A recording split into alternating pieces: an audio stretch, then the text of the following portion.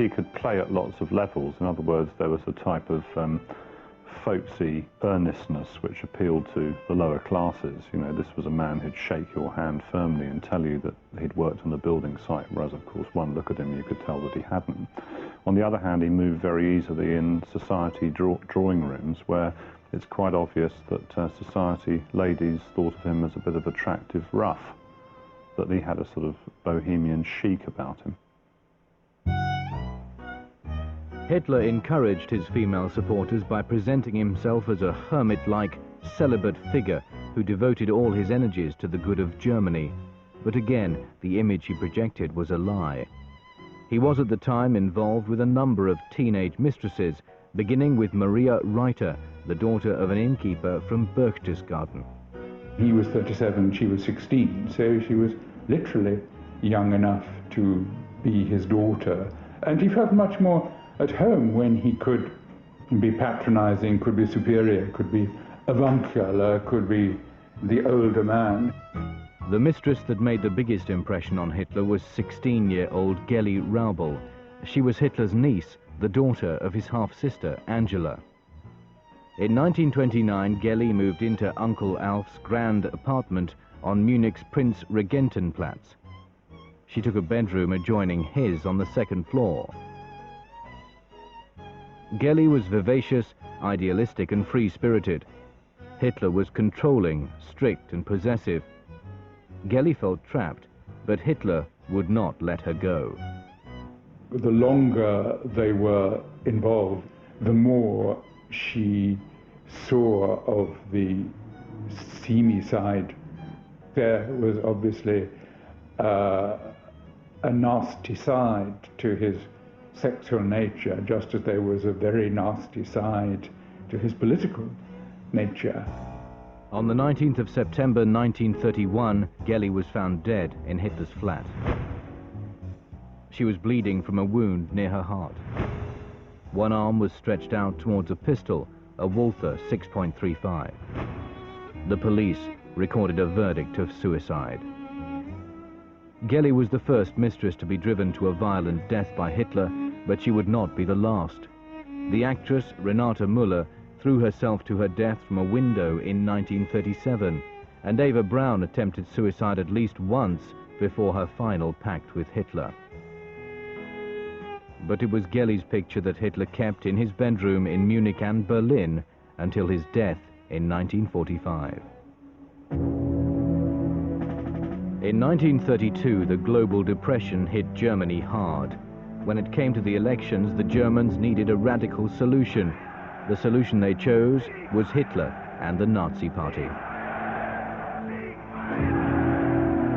Germany is in a state of absolute chaos, and along out of nowhere comes this unknown soldier figure, the Messiah, whose role it is to lead the German people into a type of paradise on earth. And you don't have to wait until the afterlife. This is in the here and now. But Hitler's new German paradise was not a place where everyone was welcome.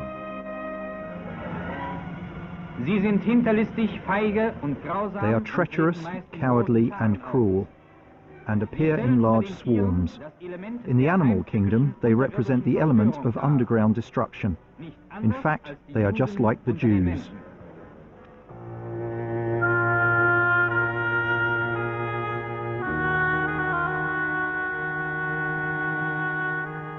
From the very beginning, Hitler's propaganda had portrayed the Jewish people as the source of everything that was wrong in German society.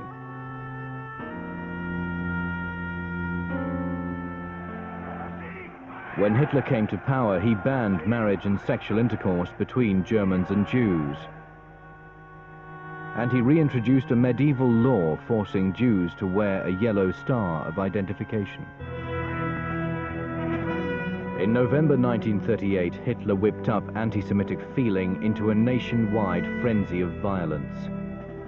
Jewish shop windows were broken, over 100 Jews were killed, and 27,000 were interned in camps for their so-called protection.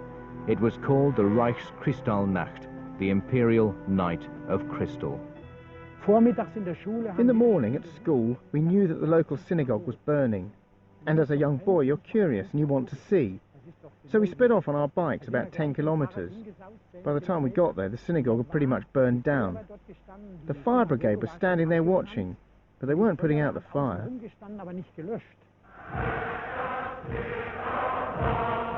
At the same time that Hitler was inciting violence against Jews, he was also conducting a campaign to brainwash the German children he considered racially pure.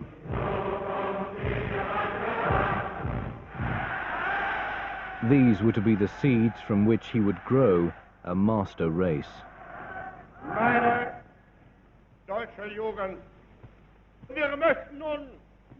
My German youth, we expect you German boys and German girls to embody everything that we hope for in Germany. We want to be one nation, and you, my German youth, shall become this nation. Und ihr, meine Jugend, soll dieses Volk nun werden.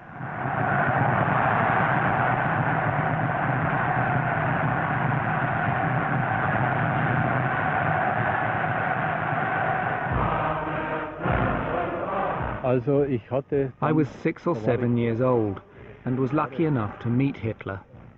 I gave him flowers and he patted me on the head. I must admit, as a small boy, I was blown away by the man. It was like a religious experience. At one point he makes a very crucial speech where he says, we're going to take a child of 6 or 8 and put them into the junior branch of the Hitler Youth, then they will go into the SS, the army or whatever, and we will keep them, we will have captured them for the rest of their lives. Mein Führer. My Führer, I think of you and love you like father and mother. I will always obey you like father and mother. And when I grow up, I'll help you like father and mother. And you'll be proud of me like father and mother. With complete control of the German political system, its army and its youth, Hitler was ready to take increasingly extreme steps towards his vision of the new Germany. But to do this, he would need a war.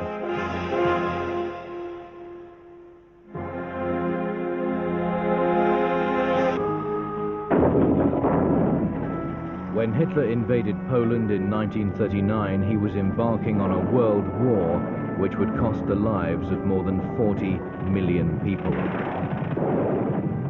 In Germany, he was already waging another war, a war against the German people themselves.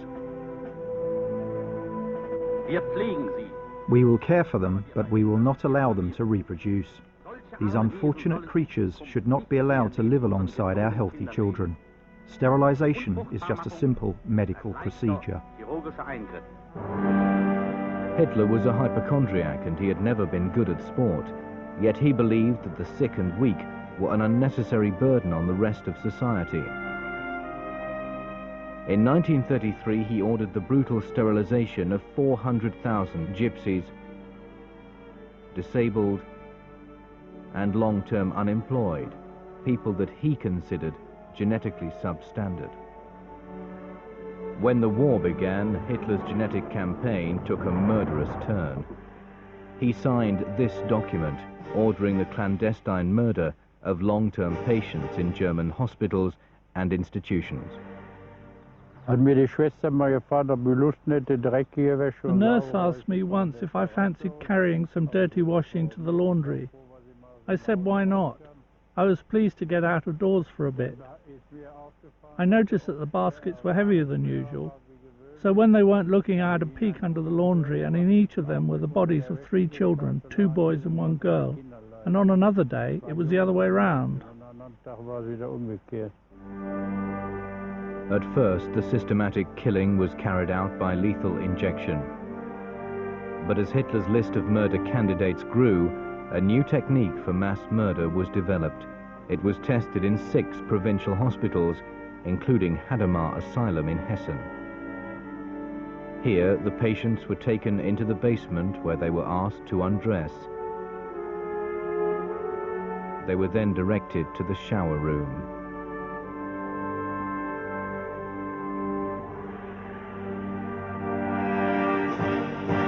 But the drain in the floor was a fake. And the pipes didn't contain water, but carbon monoxide gas.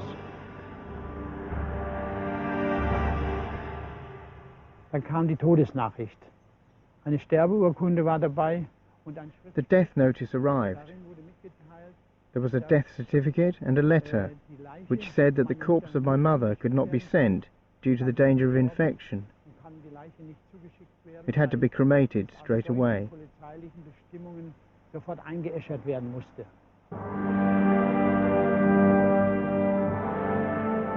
Hitler's hospitals of death claimed over 300,000 lives.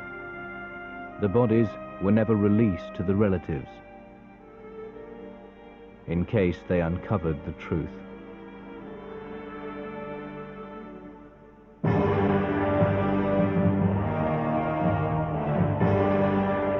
While Hitler's troops laid waste to Europe, a million-strong army of slave laborers from Poland, France and Yugoslavia were toiling to build huge monuments to Hitler's vanity.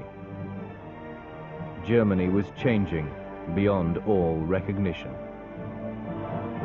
It would have been a trans-European empire reaching into the Urals with various so-called tribesmen beyond the frontier who would get zapped and then led in defeat in sort of Roman-style triumphs through Germania, as the capital, Berlin, would have been renamed by 1955.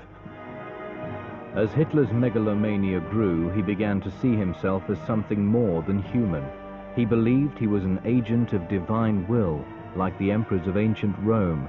When he ordered the building of a gigantic Nazi meeting hall, it was based on the Roman Colosseum.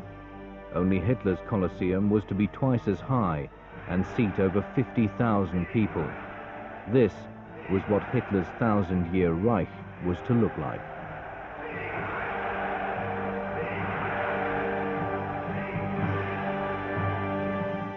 If the international Jewish finance crew succeeds in plunging the peoples of the world into another world war, the result will not be the Bolshevization of the planet and the victory of the Jews.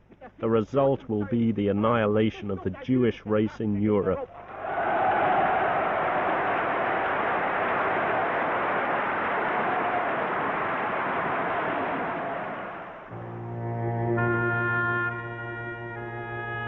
At the outbreak of the war, Hitler had interned all German Jews in camps. In occupied territories such as Poland, they were corralled in inner city areas called ghettos. Here, they were to be worked to death, manufacturing material to help the German war effort. We were herded into the barbed wire enclosure, the Lodz ghetto. Death soon claimed many of my friends, of my family, because it's difficult now to impart how miserable that life was.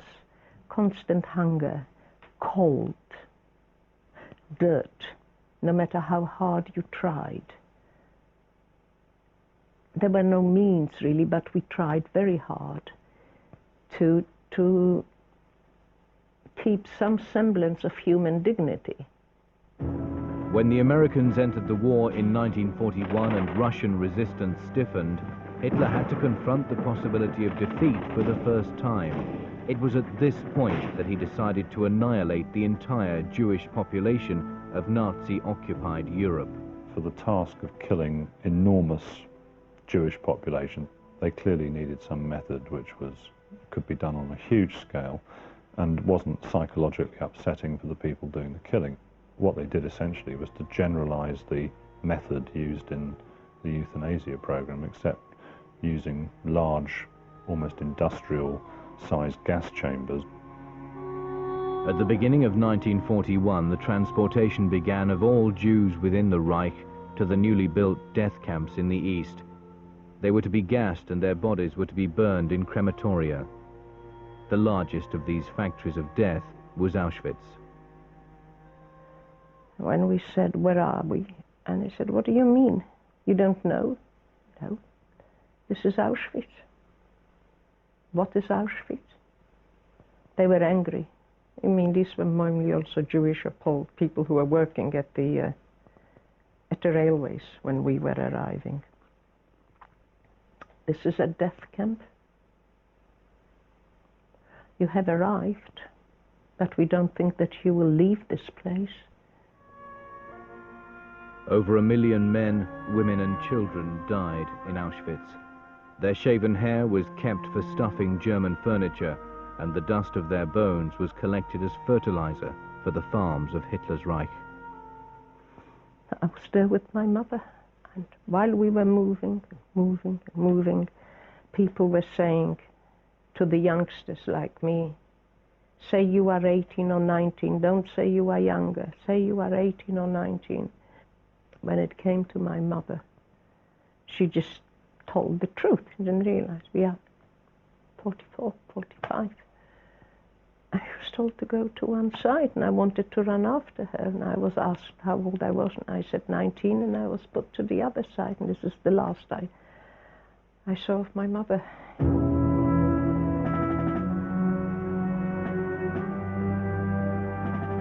In 1942, the 270,000 men of Hitler's Sixth Army were trapped by the Red Army at Stalingrad. Hitler refused to allow them to retreat. As they stared annihilation in the face, he ordered them to die like heroes. When the 90,000 survivors surrendered, Hitler went berserk, but the tide had turned. He was losing the war.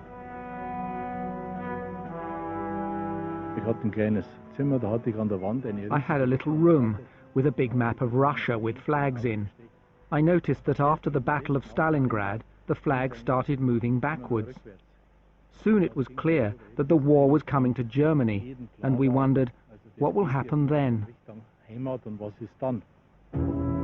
As Russian tanks crashed across the German borders and headed towards Berlin, Hitler carried out yet another act of betrayal. Hitler had decided that, being an extreme social Darwinist, that the German people had shown that they were not fit for the fight against what had proved to be the stronger people to the east. And he thought, well, they haven't won it, they've shown themselves almost biologically deficient, so they must be useless. So therefore, I don't care whether we blow the whole place to pieces. He orders the complete destruction of the whole infrastructure of Germany. Hitler's Nero order was never carried out. The Germans had finally had enough. Hitler appeared one last time before the cameras. He was a physical wreck, smiling inanely as he touched the faces of boy soldiers about whose imminent death he cared nothing. On the 28th of April 1945, Hitler married Eva Braun, and on the following afternoon he poisoned and shot himself to avoid capture. In his final will and testament, Hitler declared his love for the country he had destroyed and warned future German leaders to observe the laws of race and mercilessly oppose that universal poisoner of all peoples, the Jews.